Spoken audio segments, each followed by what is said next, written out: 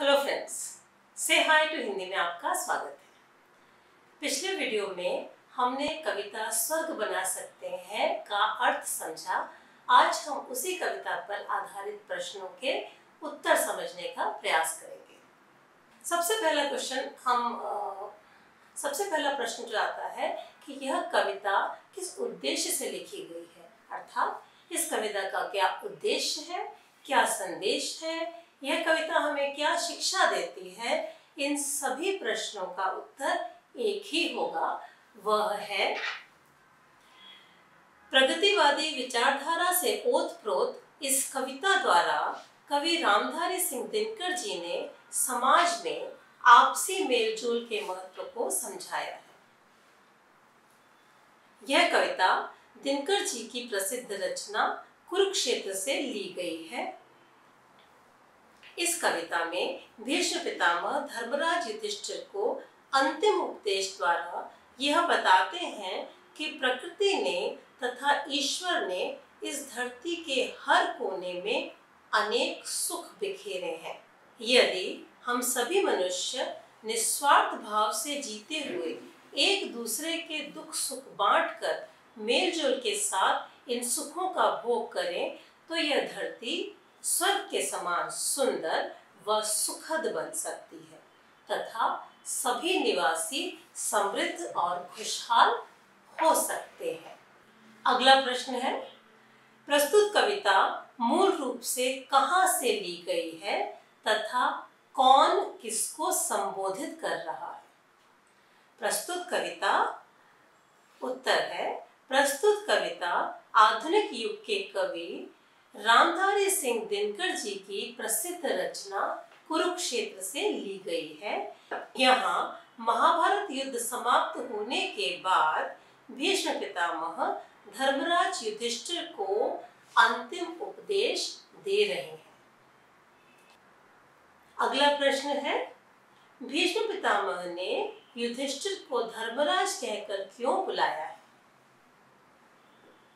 यह ऐसे भी पूछा जा सकता है, धर्मराज क्यों संबोधित किया है, धर्मराज किसके विषय में कहा गया है आदि। भीष्म पितामह ने ज्येष्ठ पांडु पुत्र युधिष्ठिर को धर्मराज कहा है क्योंकि युधिष्ठिर सदैव न्याय और धर्म का ही साथ देते थे।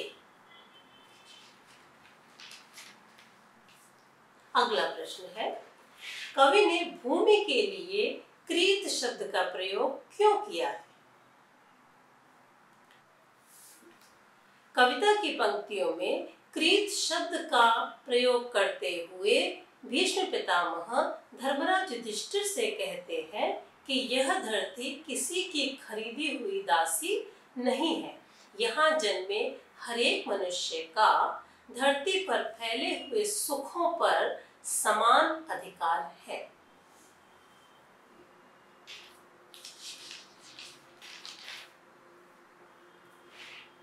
अगला प्रश्न है, प्रभु के दिए हुए सुख इतने हैं विकीर्ण धरती पर का आशय स्पष्ट कीजिए।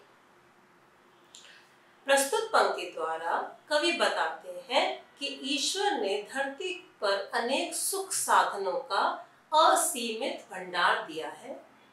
यदि सभी मनुष्य इन साधनों का उचित रूप से उपयोग करें, स्वार्थी और लोभी न होकर एक दूसरे के प्रति सहयोग, समानता और मानवता का भाव रखते हुए जीवन जिएं,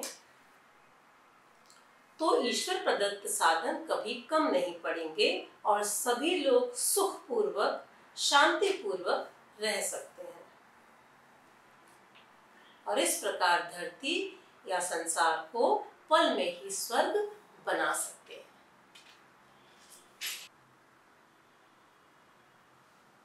अगला प्रश्न है, धरती पर किसका दिया हुआ क्या फैला हुआ है, स्पष्ट कीजिए।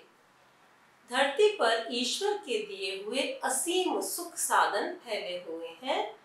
उपजाऊ धरती, हवा, पर्वत, झरने, नदियां, चांदनी, सूरज की जीवनदायी किरणें आदि। मानव इनका समानता पूर्वक उपयोग करके सुखी जीवन व्यतीत कर सकता है। धरती पर शांति के लिए क्या आवश्यक है? धरती पर शांति के लिए आवश्यक है कि जाति, धर्म, वर्ग का भेदभाव समाप्त हो और ईश्वर द्वारा दिए गए सुख सभी मनुष्यों को समान रूप से मिले। पृथ्वी को स्वर्ग बनाने के विषय में कवि ने क्या कहा है?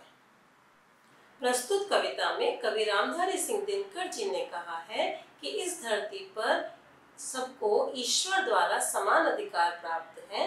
यदि सभी मनुष्य मिलजुल कर कार्य करें, समानता व सहयोग से चलें, तो पल भर में धरती को स्वर्ग बना सकते हैं। अगला प्रश्न है, कविता में मुक्त प्रकाश व मुक्त समीरण द्वारा कवि ने क्या समझाया है? प्रस्तुत पंक्तियों में कवि ने कहा है कि हर व्यक्ति को प्रकाश व वायु समान रूप से ही चाहिए। सभी को बाधा रहित विकास चाहिए। शमित न होगा कोलाहल, संघर्ष नहीं कम होगा। प्रस्तुत पंक्ति द्वारा कवि क्या कहना चाहते हैं?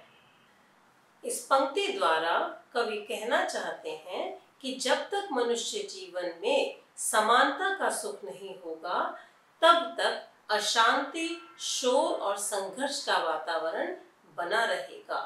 जब तक प्रकृति के साधन सबको बराबर नहीं मिल जाते, तब तक अन्याय के विरुद्ध मानवता का संघर्ष कम नहीं होगा। नेक्स्ट प्रश्न है, कविता के अंतिम भाग में किसके तुष्ट होने की बात हो रही है? वे कैसे संतुष्ट हो सकते हैं? यहाँ मानव जाति के उस वर्ग की बात हो रही है जो अभावग्रस्त है, जो अभावग्रस्त जीवन जीता है और दुखी रहता है। कवि कहते हैं कि यदि संसार में सभी को समान रूप से न्यायोचित अधिकार मिले, तो अभावग्रस्त लोग भी संतुष्ट हो सकते हैं और खुशहाल जीवन जी सकते हैं।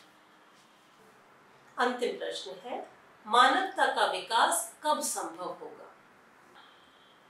जब समाज में समानता, सहयोग और बंधुत्व का वातावरण होगा, धर्म, जाति, वर्ग, वर्ण, धन आदि के आधार पर मनुष्य को बांटा नहीं जाएगा, तभी समाज से बाधाएं दूर हो जाएंगी और मानवता का विकास संभव होगा। आशा करती हूँ इस पाठ के प्रश्नों के उत्तर पढ़कर, समझकर और याद करके आप एग्जाम में अच्छे उत्तर अवश्य लिख पाएंगे। यदि कोई अन्य प्रश्न का उत्तर पूछना चाहते हैं तो कमेंट सेक्शन में लिखकर पूछ सकते हैं। Thank you for watching.